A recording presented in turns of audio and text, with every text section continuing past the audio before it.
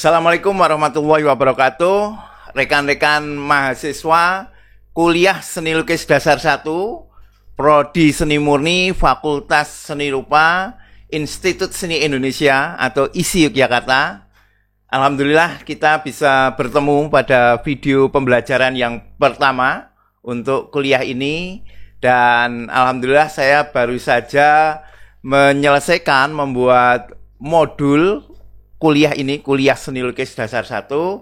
Dan video ini akan menjadi pengkayaan modul ini, sekaligus saya akan menerangkan isinya. Baik, langsung saja kita mulai. Ini covernya, sampulnya, modul kuliah Seni Lukis Dasar 1 oleh saya sendiri, Denny Junaidi, dari Prodi Seni Murni, Fakultas Seni Rupa, Institut Seni Indonesia Yogyakarta. Ini baru saja saya buat, tahunnya 2021, sekarang tanggal 30 September 2021, pukul 21.27 menit. Nah, baik, kita langsung masuk. Nanti video ini akan saya bagi menjadi 8 seri. Seperti isinya modul ini yang terdiri dari 8 bab, yaitu bab pertama tentang pengertian kuliah Seni Lukis Dasar 1, bab kedua tentang end plein air, bab ketiga atau video ketiga itu tentang gaya realistis, bab keempat nanti kita masuk pada praktek end plein air, bab kelima tentang cat poster dan gouache. Bab keenam itu cat akrilik. Lalu bab ketujuhnya cat air. Dan bab kedelapan tentang kritik karya. Baik, langsung saja kita masuk ke bab pertama. Pengertian kuliah Seni Lukis Dasar 1. Kuliah Seni Lukis Dasar 1 adalah kuliah mayor, kuliah yang utama, yang diselenggarakan untuk mahasiswa S1, minat utama seni lukis, prodi atau program studi seni murni, Fakultas Seni Rupa atau yang sering disingkat FSR, Institut Seni atau Institut Seni Indonesia atau biasa disebut atau disingkat ISI atau ISI Yogyakarta. Jadi isi itu kan ada banyak ya, ada isi Padang Panjang, ada isi Denpasar dan sebagainya. Jadi kalau nyebut isi gitu belum lengkap. Isi mana? Dulu ketika masih satu Jogja ya, isi itu ya isi Yogyakarta. Karena sekarang sudah berkembang, kita mesti menyebutnya secara lengkap, isi Yogyakarta. Minat utama ini secara formal itu sudah tidak ada ya, istilah minat utama secara formal. Tetapi dalam tradisi akademik di Prodi Seni Murni itu masih ada minat utama tiga jenis, yaitu seni lukis, seni patung, dan seni grafis. Nah, yang sedang kita bahas ini untuk seni lukis. Mata kuliah ini mesti diambil sebelum mengikuti Seni Lukis Dasar 2, Seni Lukis Madya 1, Seni Lukis Madya 2, Seni Lukis Lanjut, dan tugas akhir. Kalau dulu waktu saya kuliah itu namanya Seni Lukis 1, Seni Lukis 2 sampai 7. Kalau sebelum ini ada Seni Lukis atau Seni Rupa Murni Dasar, SRMD, Seni Rupa Murni Dasar. Tapi sekarang sudah tidak ada, sehingga ini diambil semester 1. Mata kuliah senilai 5 SKS ini sudah dapat diambil sejak mahasiswa semester 1. Jadi begitu teman-teman mendaftar ISI, mendaftar seni murni, di minat utama seni lukis, nanti langsung mengambil seni lukis dasar 1 ini. Kalau dulu atau kemarin ya, semester kemarin itu masih melewati seni rupa murni dasar. Baik, saya teruskan. Karena sifatnya adalah dasar, pada kuliah seni lukis dasar 1 ini dibekali hal-hal mendasar ke seni lukisan seperti bentuk, warna, komposisi, perspektif, garis, perspektif warna, tonalitas, harmoni, dan dinamika. Ini kalau diterangkan satu persatu bisa panjang nih ya. Ya mungkin kalau bentuk, warna, komposisi, perspektif, garis sudah biasa ya. Kalau perspektif warna itu pembuatan keruangan gitu, jauh dekat dengan warna. Kalau perspektif garis kan rumusnya semakin jauh akan menuju titik pusat gitu kan. Dengan garis gitu kan. Garis baik itu titik lenyap yang jumlahnya 1 maupun jumlahnya 2 maupun atau jumlahnya 3. Jadi semakin menjauh akan menuju titik lenyap. Kalau perspektif warna itu hukumnya semakin jauh warna itu akan pudar. Itu nanti akan dibahas kasus per kasus. Tonalitas itu terkait dengan value atau biasa disebut dengan gelap terang warna atau gelap terang suatu objek. Dinamika itu suatu perbedaan dari unsur visual. Dalam hal ini kalau seni lukis ya bentuk, warna, teknik itu mesti bervariasi tetapi tetap harus mempertimbangkan harmoni.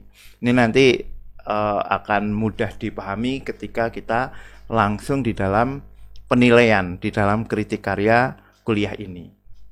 Hal ini akan diulas nanti di bab kritik karya atau kritik seni ketika mahasiswa mempresentasikan karyanya. Ini salah satu contoh karya mahasiswa seni lukis dasar 1 Hendra Mai Setiawan. Ini tentang lingkungan sekitar. Tahun kemarin, tahun 2020.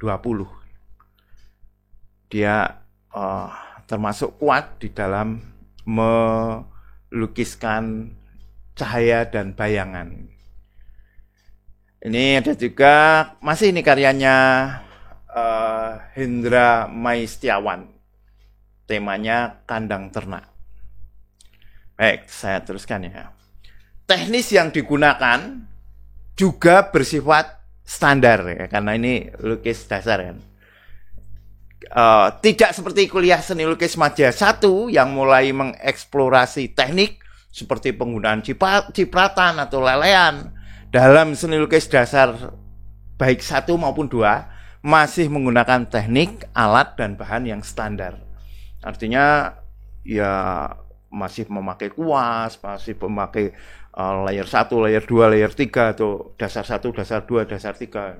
Nanti kalau sudah sampai Madya itu ada di ciprati, ada di kerok, ada di pakai efek-efek dengan plastik dan sebagainya. Nah, kalau seni lukis dasar ini, nanti seni lukis dasar kan ada 2, dasar 1 dan 2. Itu tekniknya standar. Yang membedakan 1 dan 2 adalah materialnya. Materialnya apa nanti akan kita bahas. Bahan atau material yang digunakan dalam lukisan dalam kuliah ini berbasis air atau water based. Artinya medium atau pengencer yang digunakan adalah air. Kan ada pengencernya air, ada pengencernya minyak. Nah, ini diterangkan ya. Terdapat 3 jenis cat yang digunakan. Sebelum itu ya, sebagai gambaran dulu. Kalau di dalam media seni lukis itu kan ada yang pengencernya atau mediumnya itu air, ada yang minyak, dan ada yang kering. Nah, yang kering itu seperti pensil, pastel, kapur, itu kering. Ada juga yang campuran antara minyak dengan air, yaitu tempera, menggunakan telur itu pencampurnya. Tapi sekarang udah sangat jarang seniman yang memakai ini. terdapat 3 jenis cat yang digunakan, yaitu cat air, cat poster, dan akrilik. Nanti 3 ini yang akan dipakai di dalam kuliah ini. Meskipun ketiganya menggunakan air sebagai medium, tetapi memiliki perbedaan mendasar. Apa itu bedanya 3 cat ini? Dari segi kelarutan atau solubility, bahwa cat ini larut di air. Cat air dan cat poster termasuk water soluble. Artinya ada di sini. Artinya keduanya dapat larut dalam air kendati cat tersebut telah kering. Jadi meskipun lukisan cat air atau lukisan cat poster itu sudah kering, itu kalau ditumpangi air lagi akan luntur, akan hilang warnanya, atau warnanya akan terbawa kuasnya itu. Ini berbeda dengan cat akrilik yang bersifat tidak larut. Jadi kalau akrilik itu tidak larut kalau sudah kering. Tidak larut dengan air ketika cat ini sudah kering. Adapun dari transparansi, tadi kan dari kelarutan ya. Dari transparansi, sifat tembus pandangnya, atau perihal tembus pandang, cat air termasuk jenis yang transparan atau bersifat tembus pandang. Kalau cat poster dan akrilik opik atau menutup. Transparan itu artinya kalau ada warna gitu ya, ditumpangi itu warna bawahnya karena tembus pandang masih tampak gitu. Misalnya bawahnya warna kuning, terus ditumpangi warna oranye gitu kan. Nah, kuningnya itu masih tampak meskipun atasnya ada oranye-nya. Maka nanti cat air itu memakainya putihnya itu putih kertas. Oke. Di sisi lain, cat poster maupun akrilik bersifat menutup atau opik. Sifat ini akan mempengaruhi metode pengerjaan. Untuk itu akan dibahas dalam bab tersendiri. Nanti kita akan membahas apa itu cat akrilik, apa itu cat poster, apa itu cat air. Dalam prakteknya, karena cat air itu yang paling susah dalam kuliah ini, nanti dimulai dulu cat poster, kemudian akrilik, dan yang terakhir adalah cat air. Ini contoh yang lain. Masih karyanya Hendra Maistiawan. Ini saya ambil 3 ini ya. Nanti ada 3 mahasiswa, saya ambil 3. Ini judulnya pos ronda. Ini ada di sini ada tulisan COVID-19. Ini memang karya waktu pandemi ini. Ini beda lagi, karyanya Mas Wardi Sukma Hidayatul. Judulnya pos ronda juga. Ini saat itu mahasiswa diminta membuat pos ronda. Ini membuat cenderung memilih malam hari, kalau ini siang hari. Mahasiswa tidak dituntut menggunakan merek tertentu. Ya, ini bukan endorse ya, ini kuliah. Kuliah nggak boleh jualan ya. Mahasiswa dapat memilih bahan yang dikehendaki disesuaikan dengan kemampuannya. Namun demikian, jika mampu memiliki material yang berkualitas bagus, tentu akan lebih menguntungkan. Ya kalau punya yang merek-merek terkenal, ya. Mereknya apa? Ya harusnya saya kadang ragu ya kalau mau menyebutkan ini, nanti dikira endorse ya. Tetapi ada juga kuliah material gitu ya di ISI Yogyakarta, ada juga kuliah namanya pengetahuan bahan. Nah, pengetahuan bahan di sana akan dibahas secara rinci, termasuk juga merek-mereknya, kelemahannya, kelebihannya gitu. Tapi kalau saya hanya menyebutkan 1 atau 2 merek kan nggak enak ya. Material dengan kualitas teruji umumnya akan lebih dikendalikan dan hasilnya lebih menarik. Selain itu akan lebih bertahan lama. Ya. Jadi kalau punya material yang sudah terkenal, yang sudah teruji lah ya, lebih tepatnya, itu akan lebih baik. Tapi saya tahu kan material cat lukis itu kalau yang sudah teruji, udah ternama gitu mahal ya. Jadi ya teman-teman bisa menyesuaikan ya. Dalam dunia material lukis dikenal istilah artist grade yang kualitasnya jauh berbeda di atas student grade. Ini karya Wardi Sukma Hidayatul. Yang ini ya, ini pemandangan dari jendela. Kalau yang ini karyanya Denny Saiful Anwar. Denny Saiful Anwar tentang cagak atau tiang listrik, cagak listrik. Oke. Objek yang dilukis dalam kuliah ini masih ditentukan oleh dosen pengampu. Mahasiswa mulai mandiri memilih objeknya dalam seni lukis Madia 2. Jadi sabar ya teman-teman ya.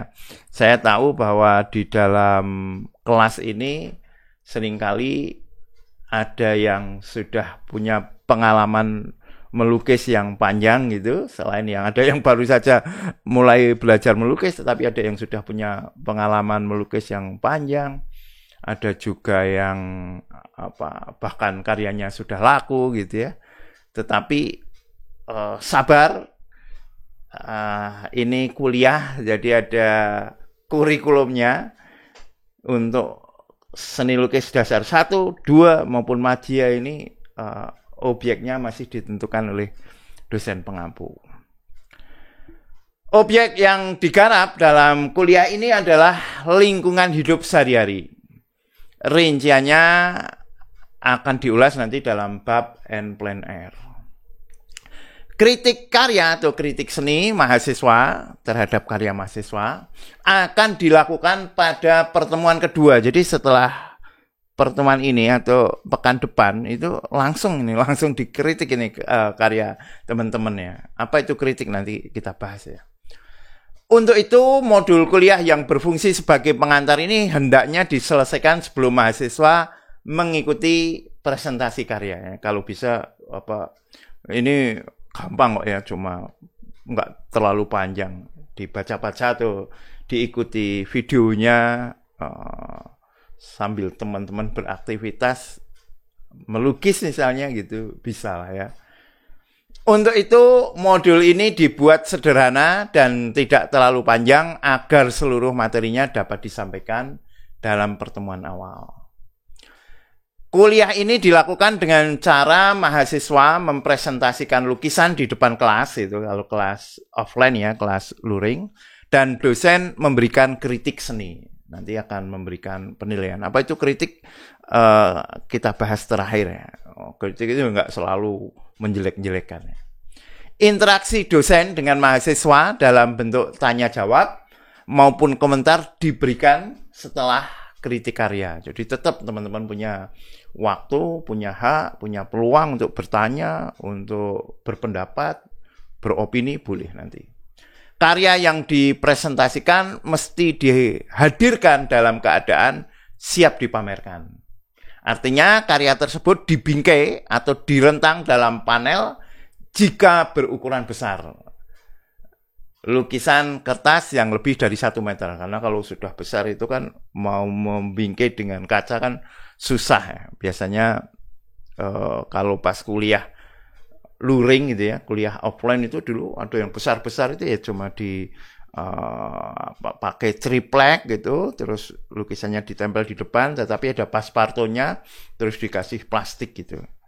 Artinya sudah siap dipasang. Nah kalau kelas online gitu, nanti teman-teman mengupload itu sudah benar-benar siap seperti mau dipasang di dalam katalog, sudah di cropping gitu, terus motretnya ya diperhatikan ya, dipotret dengan rata cahayanya, tidak ini ada yang di sini ada kena bayangan, di sini terang, enggak rata terangnya. Dosen tidak menuntut teman-teman punya punya kamera yang bagus gitu, enggak, difoto dengan kamera HP biasa, kamera HP jadul gitu nggak masalah lah. Yang penting cara pemotretannya itu diperhatikan ya, di cahaya yang cukup, biasanya itu di luar ruangan tetapi masih di dalam bayang-bayang, tidak langsung kena cahaya. Dan usahakan tidak silau ya, jadi yang nggak ada yang putih bener-bener terus pinggirnya agak kecoklat-coklatan misalnya, enggak ya, tidak silau. Dan di cropping, dipotong rapi, diupload nggak miring-miring ya, upload. Dan jangan lupa disertai dengan data karya. Data karya itu meliputi nama teman-teman, terus NIM, nomor induk mahasiswa, terus judul itu maksudnya tugas ya, misalnya tugas 1 dapur misalnya. Terus tugas ke berapa? Tugas 1, 2, 3 gitu. Terus jangan lupa menulis tahun pembuatan, seperti kalau kita pameran itu di katalog kan data itu juga penting kan. Tahun, ukurannya adalah A2 untuk yang kertas, nanti yang kanvas ukurannya 60 kali 80. Di cara menulisnya itu dari sentimeter, ditulis dulu vertikalnya, berdirinya gitu ya. Terus setelah itu horizontalnya. Kan formatnya bisa landscape, juga bisa potret. Tetapi di dalam penulisan ukuran, tata cara penulisan ukuran itu tulis dulu berdirinya ini, vertikalnya, kemudian baru horizontalnya. Oke ya teman-teman ya. Ini contoh karyanya Wardi Sukma Hidayatul. Tugasnya dulu ngelukis rumahnya sendiri, tapi dilihat dari tetangga. Maka baik-baik ya dengan tetangga ya rekan-rekan. Dan ini karyanya Mas Denny Saiful Anwar, melukis hujan, melukis hujan. Ini namanya bersaing dengan dosennya. Denny Saiful Anwar. Kalau saya Denny Junaidi. Kadang dipanggil juga Denny John Kennedy. Bahasa Inggrisnya Junaidi itu katanya John Kennedy. Nah, kalau di Painting Explorer Channel biasa dipanggil Denny J. Nah, mana yang mau dipanggil? Monggo terserah. Oke ya, kita ke keterangan selanjutnya. Ini terkait dengan kontrak kontrak kuliah. Kehadiran mahasiswa dalam presentasi karya dilakukan minimal 75% atau maksimal tidak masuk atau maksimal bolos itu 4 kali dari 16 kali pertemuan dalam 1 semester. 16 kali ini biasanya 14 atau 15 ya, tergantung apakah ada tanggal merah atau tidak. Karya yang ditugaskan biasanya 12 hingga 14 lukisan. Termasuk tugas ujian tengah semester atau UTS maupun ujian akhir semester atau UAS. Nah, di akhir semester mahasiswa mesti mengumpulkan seluruh karya yang ditugaskan. Jadi ada 100% itu harus dibuat. Tadi kan misalnya ya tugasnya itu taruhlah 13 gitu ya. Taruhlah 13 lukisan. Terus teman-teman tidak masuk 4 kali kan. Berarti cuma 9 kan. Teman-teman presentasinya 9. Nah, yang kekurangan 4 itu tetap harus dikumpulkan di akhir. Kalau kuliah luring, kuliah offline ya pas akhir itu teman-teman diminta mengumpulkan seluruh karya. Kalau kuliah online gitu, nanti teman-teman diminta mengumpulkan di dalam PDF itu seluruhnya. Jadi bukan 9 itu, tapi tetap 13 karya harus dikumpulkan. Kalau tugasnya adalah 13. Karya yang belum dibuat selama mahasiswa tidak presentasi tetap dikerjakan dan dikumpulkan di akhir semester. Jadi teman-teman mohon diperhatikan karena pengalaman yang kemarin ada yang tidak lulus karena tidak memenuhi standar kuantitatif ya. Jadi yang kita lihat ya kualitatifnya itu karyanya, kuantitatifnya itu ya jumlah-jumlah karya yang dibuat maupun jumlah presentasi ini. Jadi eman-eman, misalnya teman-teman nilainya A semua gitu kan, tapi tidak berangkat 5 kali, wah eman-eman gitu.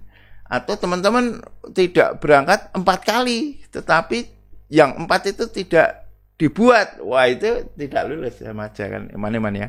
Jadi mari kita bikin, kenapa seperti ini ya, dosen itu pengen teman-teman itu menjadi seniman yang tangguh ya. Pengen menjadi seniman yang kuat ya. Jadi kalau bisa mendapatkan tugas ini malah merasa kurang gitu, merasa wah kok tugasnya kayak enggak, kurang, wah saya enggak mau Pak bikin 13, 14, saya mau bikin 20, wah gitu kan, terus diperbaiki, wah itu bagus itu kalau mau seperti itu kan. Nanti kalau kertas itu ukurannya A2, enggak mau, saya pengen yang A0, A1 lebih besar, wah itu bagus itu. Dulu waktu saya mahasiswa itu bersaing itu besar-besaran dalam ukuran itu. Ada yang pakai padalarang kan saat itu, padalarang atau manila itu disusun itu ada berapa 10 lembar itu jadi satu, itu kan sangat menarik ya. Jadi usahakan rekan-rekan itu penuh semangat. Yang sedang kita lakukan ini tidak sekedar membuat tugas ya. Jadi usahakan teman-teman tidak sekedar berhenti sebagai seniman tugas, tetapi memang benar-benar punya passion, punya gairah menjadi seniman. Dan kalau teman-teman membaca sejarah seni rupa di Indonesia terutama, itu teman-teman akan menemui banyak sekali tokoh seni rupa yang lahir dari rahim Prodi Seni Murni ISI Yogyakarta. Jadi teman-teman ini sekarang sedang dipersiapkan lahir mengganti para seniman-seniman itu. Jadi teman-teman ini kalau membaca sejarah seni lukis atau seni rupa itu tidak sekedar menghafal nama-namanya, tetapi sedang mempersiapkan diri bahwa ke depan akan menggantikan posisi seniman-seniman yang sekarang sedang berlaga, berjaya di dunia seni rupa. Bahkan banyak juga alumnus ISI Yogyakarta, alumni ISI Yogyakarta, khususnya Prodi Seni Murni, yang menjadi seniman-seniman di taraf internasional. Nah, sekarang teman-teman bersiap-siap ini untuk maju ke arah sana. Jadi dengan banyaknya tugas itu justru memacu semangat untuk berkarya. Ini baru yang lukis ya kan, teman-teman masih ada membuat sketsa, ada 1000 sketsa, membuat nirmana, membuat gambar bentuk dan sebagainya. Kalau teman-teman itu baja gitu, saya sering memberikan 2 perumpamaan ya. Yang pertama itu tahu, yang kedua baja ya. Kalau tahu itu kalau dipukul itu, dikritik, dipukul, dikasih tugas ya wis pecah, ambiar ya. Wis ora jelas aja nih. Tapi kalau baja dipukul, ditekan gitu, wandep menjadi pedang yang sangat tajam. Nah, teman-teman itu diharapkan akan menjadi seniman yang kuat gitu ya. Oke gitu. Kita teruskan ya teman-teman ya. Baik. Baik kuliah luring offline maupun daring online, ketentuan presentasi karya tersebut adalah sama. Hal yang membedakan hanyalah kuliah luring dilakukan di ruang kelas kampus, di ruang kelas kampus Seni Murni Fakultas Seni Rupa ISI Yogyakarta, sedangkan kuliah daring dilakukan di salah satu platform digital yang disepakati, misalnya website e-learning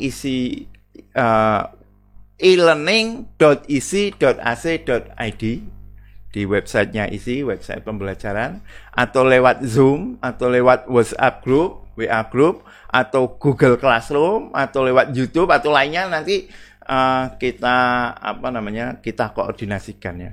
Biasanya dalam kuliah digital akan dibentuk grup WA untuk mempermudah komunikasi kelas. Nanti kita komunikasi di sana. Di dalam kuliah ini ada 3 dosen. Jadi biasanya ada 3 dosen di dalam kuliah seni lukis dasar 1 ini, atau minimal 2 dosen. Kalau tahun ini, tahun 2021 ini saya bersama Pak Amir Hamzah, senior saya, Pak Amir Hamzah, dan ada juga Pak Satrio Hari Wicaksono. Kalau tahun kemarin saya bersama Pak Yoyo, Pak Setio Priyo Nugroho. Tahun kemarinnya lagi pernah juga bersama Pak I Gede Arya Sucitra. Nah, yang jelas kuliah ini tidak hanya diampu oleh seorang dosen, jadi nanti di dalam kritik karya bisa dikritik secara komprehensif. Oke, rekan-rekan mahasiswa seni lukis dasar 1, ini video yang pertama atau bab 1. Kita akan masuk di bab 2 tentang N-Plan R. Apa itu, bagaimana prakteknya, apa hubungannya dengan kuliah seni lukis dasar 1. Oke ya, segera kita ketemu dalam video yang kedua. Terima kasih.